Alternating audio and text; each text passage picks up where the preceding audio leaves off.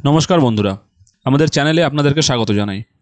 যারা চ্যানেলটিকে প্রথমবার দেখছেন তারা অবশ্যই চ্যানেলটি সাবস্ক্রাইব করে নেবেন এবং বেল আইকনটি দাবিয়ে দেবেন, যাতে চ্যানেলে দেওয়া সকল ভিডিওর প্রথম নোটিফিকেশান আপনাদের কাছে পৌঁছে যায়। তো এসএসসি ফর্ম ফিল আপ চলছিল, শেষ হয়ে গেছে। এখন যেটা প্রবলেম সবার, যে কারেকশান। তো কারেকশান উইন্ডো বা এডিট উইন্ডো অলরেডি এসে গেছে। এরপরেও কিন্তু সবার প্রবলেম এখনও পর্যন্ত সলিউশন হয়নি। মানুষ এই ভুল যে ঠিক করার উইন্ডো দিয়েছে এতেও ভুল করছে। তো আজকে কিছুক্ষণ আগেই এসএসসি থেকে একটা নোটিফিকেশান দিয়েছে, অফিসিয়াল নোটিফিকেশান। দেখুন, আপনারা স্ক্রিনে দেখুন, খুব ভালো দিয়েছে, টোটাল ডিটেলস ক্ল্যারিফাই করা আছে। দেখুন কি বলছে। In continuation for our notices dated 37/25 and 5/8/25, এখানে মেমো নাম্বার দেওয়া আছে। আর তারপরে কি বলেছে, this is to inform all concern that the commission is facing a number of queries on two issues. দুটো ইস্যু নিয়ে কমিশনে প্রচুর কল আসছে। কি কি? একটা ক্যাটাগরি এডিটিং আর একটা ফটো উইথ সিগনেচার আপডেটিং। সুন্দর ভাষায় বলা আছে, ভালো করে শুনবেন।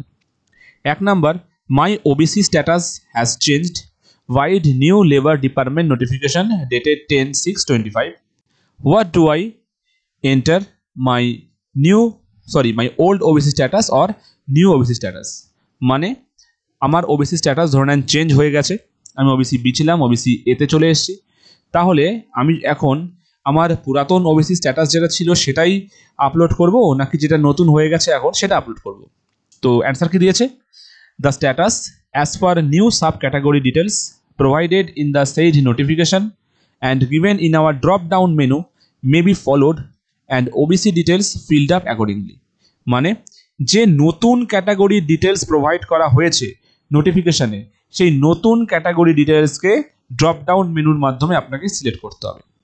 আগে কি ছিল দেখে লাভ নেই, নতুন যেটা হয়েছে সেই as per new sub category details আপনাকে এখন ফিল আপ করতে হবে।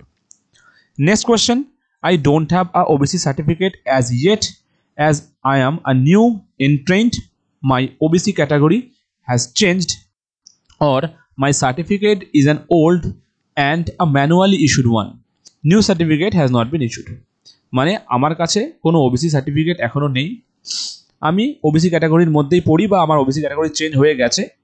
আমার কাছে একটা সার্টিফিকেট অথবা আছে যেটা ওল্ড সার্টিফিকেট, এখনও ম্যানুয়ালি ইস্যুড করা, নিউ সার্টিফিকেট যেটা ডিজিটাল সেটা নেই, অথবা নতুন সার্টিফিকেট এখনও ইস্যু হয়নি। তাহলে সেই কেসে আমার কী হবে, if you have an old certificate enter that number for future reference and verification. যদি আপনার কাছে ওল্ড সার্টিফিকেট থাকে তাহলে সেই নাম্বারটি আপনি দেবেন আপনার ফিউচার রেফারেন্সের জন্য এবং ভেরিফিকেশনের জন্য।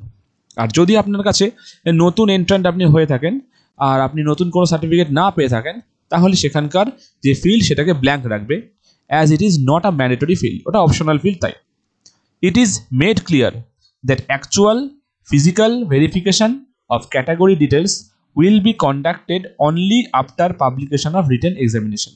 মানে আপনি ক্যাটাগরিতে পড়ছেন কি পড়ছেন না, আপনার ক্যাটাগরি ডিটেলস ঠিক আছে কিনা সেটা ভেরিফাই করা হবে কবে, রেজাল্ট রিটেন এক্সামিনেশনের যে রেজাল্ট সেটা পাবলিকেশনের পরে, মানে ডকুমেন্ট ভেরিফিকেশনের সময়। এখানে সেই কথাটাই বলছে। সো এটাকে নিয়ে এখন অত বেশি টেনশন করার কিছু নেই। লাস্ট খুব vital question, I enter my photo with signature correctly earlier, do I need to re-upload it again? দেখুন, নো। যদি আপনি আগে ক্লিয়ার ফটো এবং পরিষ্কার সিগনেচার করে থাকেন ছবির নিচে, তাহলে নতুন করে আপলোড করার কোনো দরকার নেই। The opportunity is basically meant for those candidates who uploaded incorrectly. কার জন্য এই অপরচুনিটি দেওয়া হয়েছে? যারা এখনও পর্যন্ত ভুল আপলোড করেছে তাদের ছবি। ধরে নেন ছবি দিয়েছে, নিচে সাইন দেয়নি, অথবা নিজের যে ছবিটা আছে পাসপোর্ট সাইজ ছবি, সেই ছবির ওপরেই সাইন করে দিয়েছে। এইরকম টাইপের ক্যান্ডিডেটদের জন্য এই চেঞ্জের অপশানটা এসেছে। নোট কি দিয়েছে, incorrect or incomplete uploading of photo and signature will lead to cancellation of candidature. যদি আপনি ফটো ইনকমপ্লিট আপলোড করেন অথবা আপনার যদি সিগনেচার মিসিং থাকে, তাহলে কি হবে, ক্যান্ডিডেচার ক্যান্সেল হয়ে যাবে। এটা আমি বহুদিন আগে থেকে আপনাদেরকে ইনফর্ম করেছিলাম।